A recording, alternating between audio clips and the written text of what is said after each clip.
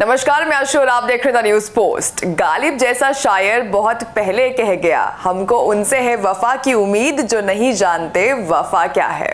आज सूबे के मुखिया को यही शेर याद आ रहा होगा। इसकी वजह क्या है, चलिए कहानी बताते हैं। आज प्रोजेक्ट भवन में सरकार ने झारखंड आंदोलनकारियों को बुलाया था। सिर्फ बुलाया ही नहीं, उनका बाकायदा सम्मान भी किया।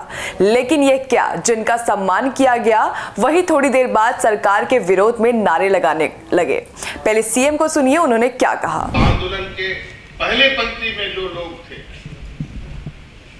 वो चिन्हित होंगे ही, बल्कि उस आंदोलन की आखिरी पंक्ति में भी जो खड़ा था, जो कम से कम 3 माह जेल में रहा हो, उसको 3,500 रुपये प्रति माह देने का निर्णय लिया गया है। जो 3 माह से 6 माह तक के बीच रहा है, उसको 5,000 रुपये देने का निर्णय हम लोगों ने लिया है। और जो 6 माह से अधिक रहेगा, उसको 7,000 रुपये देने का हम लोगों ने निर्णय लिया है। और साथ साथ में आंदोलनकारियों को और उनके आश्रितों को, उनके बच्चों को सरकारी नौकरी में भी सुविधा देने का प्रावधान हम लोगों ने रखा है।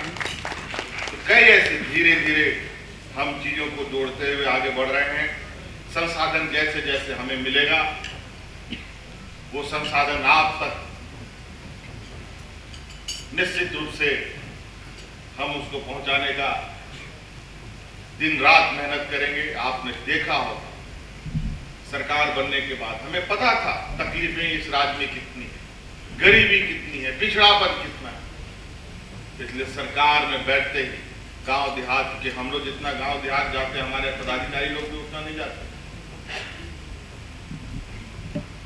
कार्यपालिका भी थोड़ी लोगों में सुस्ती छाई हुई थी, लेकिन अब यही कार्यपालिका अब आपके साथ आने वाला समय में बिल्कुल आपको घर के दरवाजे में दिखेगी। मुख्यमंत्री के भाषण खत्म होते ही सभागार में झारखंड आंदोलनकारी हंगामा करने लगे। इसके कारण शिबू सोरेन का भाषण नहीं हो सका।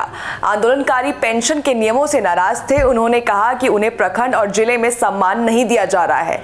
कई आंदोलनकारी की पेंशन भी साल भर से बंद है। कहा कि पेंशन में से जेल की बाध्यता खत्म होनी चाहिए और हमारे परिजनों की किसी भी नियुक्ति में सीधी नियुक्ति होनी चाहिए। खुद सुनिए। घर छोड़ा, अपना परिवार छोड़ा, डंडा खाया, जेल गया, उसके बाद एक राज का सृजन किया। और ये राज जितना इस संसाधन और जितना कीमती और जितना पैसे वाला ये राज्य है, इस राज्य की संपत्ति को दूसरे राज्यों में पहुंचाया गया। यहाँ के पदाधिकारी सिर्फ तिजोरी भरने का काम किए। यहाँ ये ईडी का डर से इस तरह का माहौल बन रहा है। कुछ नीति होना चाहिए, राजा कुछ मानसिक व्यवस्था होना चाहिए कि राज्य कैसे चलेगा। यहाँ हर क्षेत्र में घुसखोरी, जाति बनाने में निवासी पर मतलब पैसा, किस चीज पैसा नहीं लगता बताइए तो। डेयरी फार्म खोलने में वही हाल है, पिकनिक फार्म खोलने में वही हाल है, फिशरी डिपार्टमेंट में वही हाल है, सब डिपार्टमेंट में लूट का चल रहा है। जी, परिस्थिति में देख रहे हैं कि लंबे लंबे भाषण चल रहा है, भावुक नहीं होंगे बताइए तो। हम लोग 3 महीने जेल में रहे हैं, राज्य में बम फोड़े हुए हैं, संतालपाड़ा में। हम लोग आंदोलनकारी हैं, कोई भीख नहीं मांग रहे हैं। जो लोग आंदोलनकारी नहीं, राज्य को लूट रहा है, बैठ के माइनिंग के पैसा तहसील रहा है, बालू के पैसा तहसील रहा है। क्या गुंडई है? तो आपने देखा कि जिस तरह आंदोलनकारियों में अपनी मांग को लेकर काफी आक्रोश है। इससे अब आगे सरकार क्या निर्णय लेती है, ये तो आने वाला वक्त ही बताएगा।